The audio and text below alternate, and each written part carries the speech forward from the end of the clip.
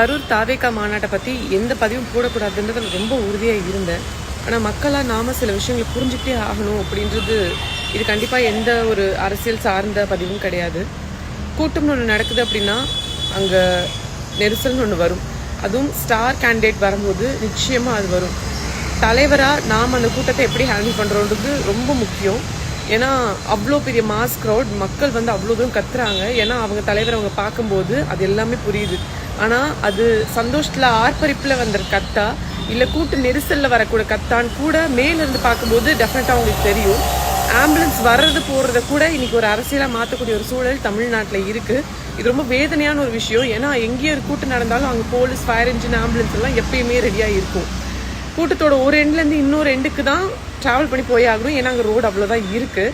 அந்த எண்டில் இருக்கிறவங்களுக்கு பிரச்சனை இருக்குன்றதுக்காக ஆம்புலன்ஸ்காரங்க கிளம்பி போனால் வெறும் ஆம்புலன்ஸை போட்டு கூட்டத்தை கலைக்க பார்க்குறாங்க. இது ஒரு அரசியலாக மாற்றக்கூடிய ஒரு சூழல், ஒரு கேவலமான சூழல்ன்றது தமிழ்நாட்டில் உருவாக்கிறது ரொம்ப தர்மசங்கரமான ஒரு விஷயம்.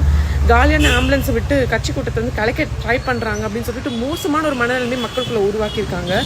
ஆம்புலன்ஸ் டிரைவர்ஸ் அத்தனை பேர் அடிதடிக்கு ஆளாக்கப்பட்டு அவங்க அட்மிட் ஆகியிருக்கக்கூடிய சூழல் பார்க்குறோம். நான் எதை பற்றியும் குறிப்பிட விரும்பல, ரெண்டு விஷயத்தை பற்றி தான் குறிப்பிட விரும்புகிறேன். இதில் இருக்கக்கூடிய போலீஸையும் ஆம்புலன்ஸ் டிரைவர்ஸையும் எப்படி ட்ரீட் பண்ணியிருக்காங்கன்னு. மொத்த கூட்டத்தையும் சமாளிக்கிறதுக்கு போலீஸுங்கன்னு போலீஸ் மேலே அவ்வளோ குறை சொல்கிறாங்க. நினச்சி பாருங்க, 3 மணிக்கு 4 மணிக்கு நடக்க வேண்டிய கூட்டத்துக்கு மக்கள் 10-11 மணிக்கே வர ஆரம்பிச்சிட்டாங்க. நம்மள மாதிரி தான் போலீஸ்காரங்களும் மொத்த கூட்டத்தையும் கண்ட்ரோல் பண்ணக்கூடிய இடத்துல இருக்காங்க. அங்கே ஆயிரக்கணக்கான பேர் கூடியிருக்காங்க. ஆனால் சமாளிக்கிறதுக்கான போலீஸ் எத்தனாயிரம் பேர் இறக்கினாலும் அந்த கூட்டத்தை சமாளிக்க முடியாதுன்னு பொதுமக்களாகி நமக்கே தெரியும்.